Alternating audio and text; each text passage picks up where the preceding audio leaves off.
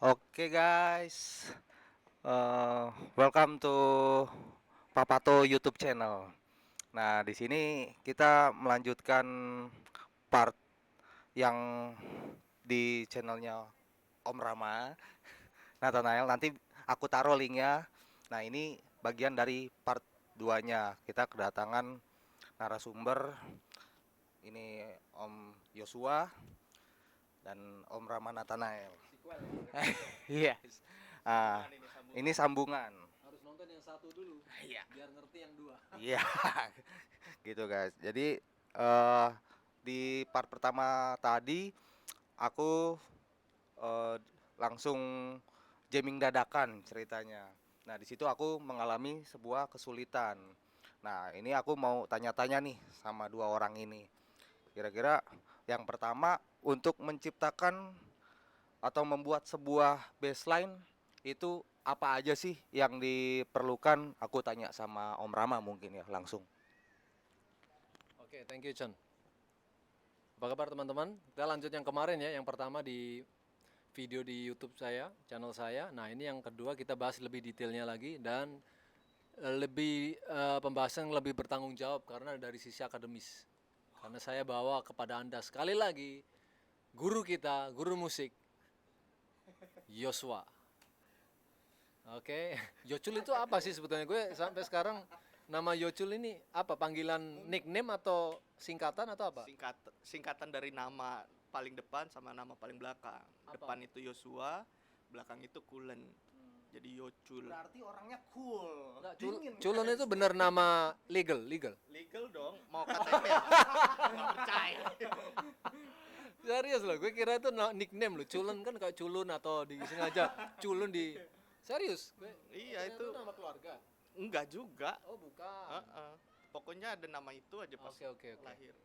Berarti namanya Yosua Culun ya, dua nama Di doang. tengah ada dua kata lagi. Apa nama lengkap? Jadi Yosua Reinhard Win Kulen. Oh gila. Namanya ngabisin kertas guys, KTP-nya habis nama nih. Belum Space. lagi ijazah. Nah, apa? Tapi ijazahnya nggak pernah kepake. Kagak laku. Oke. Tadi pertanyaannya apa ya, by the way? Itu untuk pertanyaannya membuat atau menciptakan Oh, ya. sebuah baseline. Apa saja nih yang harus diperhatikan? Oke, sip.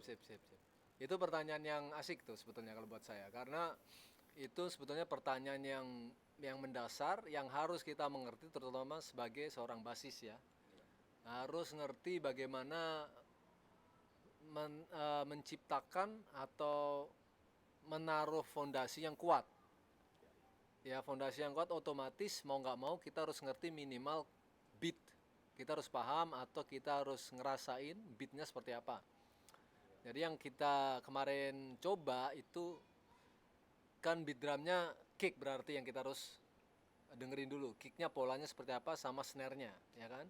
Snare-nya apakah pakai rimshot atau pakai full snare rantem atau setengah atau seperempat atau seperberapa, volume ya, dari segi volume. Nah, baru kita bisa tahu intensitas baseline kita seberapa. Jangan kicknya cuma duk, baseline kita dum, wah, tenggelam itu kick drumnya. Yang mixing bisa bunuh diri nanti. Di samping secara harmoni kayak nggak enak, mixingannya juga nanti susah ya kan? Karena mentahannya udah nggak balance gitu loh. Jadi Jadi nanti nggak dipakai lagi. nggak dipakai lagi, sekali aja nama kita langsung tercoret dari buku kehidupan. Oh, ini nggak dipakai lagi tuh tentang job. Dapat job tuh repot. Iya, Jobnya itu kepotong langsung. kelihatan simpel tapi itu krusial ya guys ya. Jadi balance, biar balance. Ini kita nggak ngomong cuma recording tapi live juga. Main live juga harus balance kayak kan. Kalau kalau kita drumnya kekencengan atau bassnya lebih kenceng dari yang lain ya kadang-kadang ya nanti ya nggak ini. Yang penting kita secukupnya dimonitor. Nanti ke depannya sih urusan soundman sebetulnya. Ya, Tapi kita hal sederhana tapi suka orang lupa gitu ya tentang power itu tadi, volume. betul power ya. Artikulasi juga sebetulnya itu bisa kita kaitkan dengan artikulasi. Jadi artikulasi itu kenceng enggaknya tone kita, baseline kita, jari kita menciptakan tone, volume di senar. Waktu kita ngantem senar dengan jari kita, dem dem dem. Nah, itu seberapa intensitasnya. Nah, untuk bisa menciptakan baseline yang bagus, pertama itu harus ngerti, paham beat drumnya seperti apa. Baru kita cari celahnya, bisa celahnya atau paling gampang jangan celahnya dulu, langsung kita bungkus kick drumnya dengan baseline kita yang gemuk, yang kemarin saya bilang gemuk. Gemuk itu artinya padat, kasih low mid-nya, kasih low-nya yang besar ya. Treble-nya kurangin, cut dulu, mid-nya agak di-cut dulu gitu.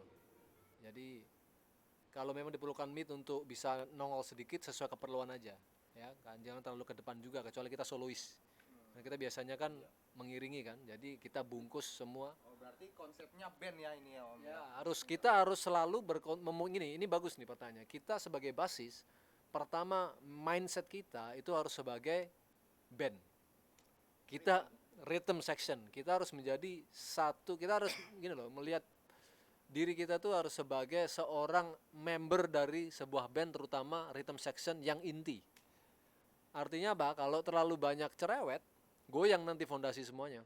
Meskipun drummernya jago, tapi kitanya nggak bisa nempel dia, kita menjelekkan, menjatuhkan dia sebetulnya sebagai drummer. Ya tanpa sadar ya, itu mindset saya yang selama ini saya pakai. Antara menjatuhkan drummer atau seluruh band malam. Ya seluruh band akhirnya bisa jadi, karena jantungnya kan drummer dan bass, terutama drummer kan. Meskipun drummer bagus, kita bisa jelekan dia loh. Iya kan? Tanpa harus menjelek-jelekan nama dia. Dengan melalui permainan kita. Jadi kita sudah bisa kena pasal pencemaran nama baik. Yang salah pemain bass tapi yang di blacklist pemain drum. Ya, betul. Tapi sebaliknya juga sama sebetulnya. Kita mainnya bagus, drummernya jelek, hancur lah semua, masuk ke neraka semua satu band, ya kan? Jadi ya fatal guys. Jadi bass drum ini memang harus sangat bersahabat. Yang lain boleh musuhan sama mereka nggak apa-apa, kasarannya begitu. Tapi bassis sama drummer nggak boleh. Itu harus teman baik. Kawin ya kan? Kawin. Itu ya, jadi bisa kita nempel ritmenya. Lalu kedua tips dari saya, sebisa mungkin kita bisa masuk harmoninya, atau minimal bisa memperkuat harmoninya. Nah, karena harmoni apapun yang dibikin oleh keyboardis, gitaris, yang bisa mengubah cuma kita pemain bass. Nanti Yocil yang akan jelasin. Nanti dia akan kasih contoh juga.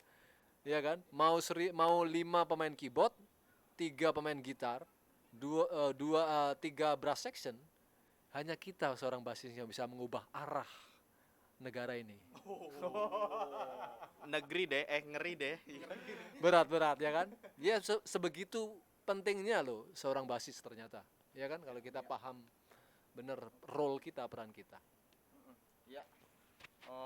Lanjut pertanyaan yang kedua, bagaimana menciptakan groove itu sendiri Om? Begitu. Oke, kalau groove menurut saya tidak lepas dari yang pembahasan pertama, yaitu selalu harus sinkron dengan kick drum dan soul yang feel. Saya bilang feel, lebih ke feel yang dia mainkan. Misalnya dia main dengan feel shuffle, berarti bass kita harus ada feel shuffle-nya untuk menjawab feel dia. Karena kalau di feel dia shuffle, feel kita nggak shuffle, kita rock misalnya, rock biasa, nggak kawin. Jadi kawin di sini bukan hanya tentang hitungan matematis beat, tapi feel. Nah, ini perhatikan guys. Feel-nya ini kalau drummer kita feel-nya pop, kita basis feel-nya R&B, nggak kawin. Nah, nggak tahu apakah Jadi ada dua hal ini yang harus Iya kan? dibedakan secara matematis, ritmis. Tapi di luar itu pun ada namanya feel itu tadi, groove dengan secara matematika mungkin kita latihan 1/16, 1/4, tapi ketika main itu udah ibaratnya lupakan itu dan mulailah ngeblend dengan musiknya itu gitu. Gitu sih.